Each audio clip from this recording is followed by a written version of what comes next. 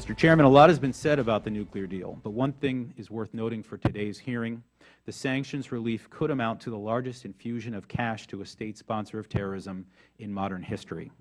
Iran will now have more cash to bankroll terrorist groups like Hezbollah, Palestinian Islamic Jihad, the Houthis in Yemen, Shiite militias in Iraq, and more. A known supporter of terrorism in the Middle East and around the world is quietly waiting to be handed a nice, neat cash dump. Close to $12 billion of your dollars are on the verge of being delivered to Iran, and it likely won't stop there. Possibly just a quick stop before moving on to other terrorist groups. Let's welcome to the Hardline former terrorism finance analyst at the U.S. Treasury, now Vice President of Research at the Foundation for Defense of Democracies, Dr. Jonathan Schanzer. Dr. Schanzer, thanks for being here.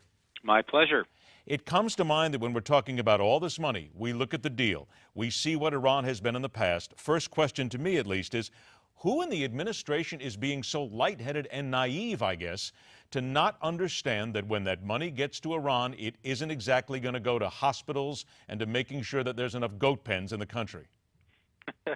Well, I think that there is probably a very clear-eyed view of this in the American administration right now. The White House understands that there will be channels for terror finance that will be open. There will be more cash to disperse to terrorist groups like Hezbollah and Hamas and Palestinian Islamic Jihad and Houthis in Yemen and beyond. The problem is that we have really narrowly defined the parameters of the ongoing nuclear negotiations to a very technical set of criteria. And Iran has figured out a way of making sure that they can hew to those lines while they can get off the hook when it comes to terror finance. And so the U.S. is not pushing them. They're not asking, and so it's going to happen. We're going to see a flood of money go to these terror groups in the months to come. But if they then have figured it out, you've just told us about it, then likely somebody in the administration, certainly up high, has figured it out. They know it as well. So it still comes down to the fact that we're talking billions of dollars here that are potentially going to wind up coming back to haunt America, Israel, other countries as well. Why can't we see that? Why can't we stop that from happening? Well, look, I think that it's about will right now. The goal was to stop Iran from enriching uranium at that dangerous level and making a dash to a bomb. And we understand that the Iranians were probably 2 months away from breakout if they wished to make a bomb. That made American policymakers very nervous.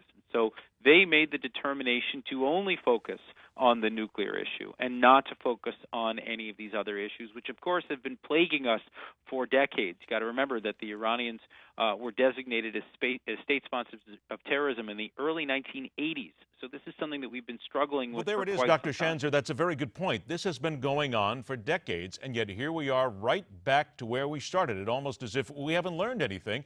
2015, and we are still looking at sending billions of dollars to terrorist groups. Right. And actually, I would say that, apart from not learning anything, we're now actually rolling back on our own commitments to the safety of the people of the United States. The fact that in the past that we've maintained these designations and we've not allowed funds to go through to Iran meant that we at least understood who we were dealing with. Now we have an administration that is recklessly handing over. It's actually not $12 billion. By the time it's all said and done, when we release the money that has been held in escrow due to sanctions, it could be as high as $120 billion or more. That is a huge sum of money that the Iranians stand to inherit, and that will go to radical causes. This is, of course, the most dangerous state sponsor of terrorism in the world. What would be your idea that about the minute and a half or so that we have left, when we're talking $120 billion, whatever amount of money that we're talking here, where do you think it will be funneled first? There are those who believe that already some of the money is going to Hamas to rebuild some of the terror tunnels, but I have to believe that if you're the Iranians, you already pretty much have your accounting all set as to who's going to get what to help the effort. Yeah, I mean, I don't know exactly how they would prioritize. I think some of it will certainly go to the Assad regime. The Iranians are keen to prop up this proxy of theirs. Assad has long been a very handy tool for the Iranians to transfer funds and weapons to other terrorist groups in the region, and it is incredibly important for Assad to survive from their perspective. I think the Houthis have been a great thorn in the side to the Saudis, and so the Iranians like that. They want to keep that going. And then, of course, the Iranians continue to target Israel. They would like to make life as painful as possible for the Israelis, and so I would suspect to see that we would see more weapons going into the hands of Hezbollah, Hamas, Palestinian Islamic Jihad, and then don't forget also that Iranian militias are slowly but surely taking over the country of Iraq, and so they're going to be investing in those militias as well. I only have about 20 seconds left. Is there any way to stop this, or have we already gone past that point of no return?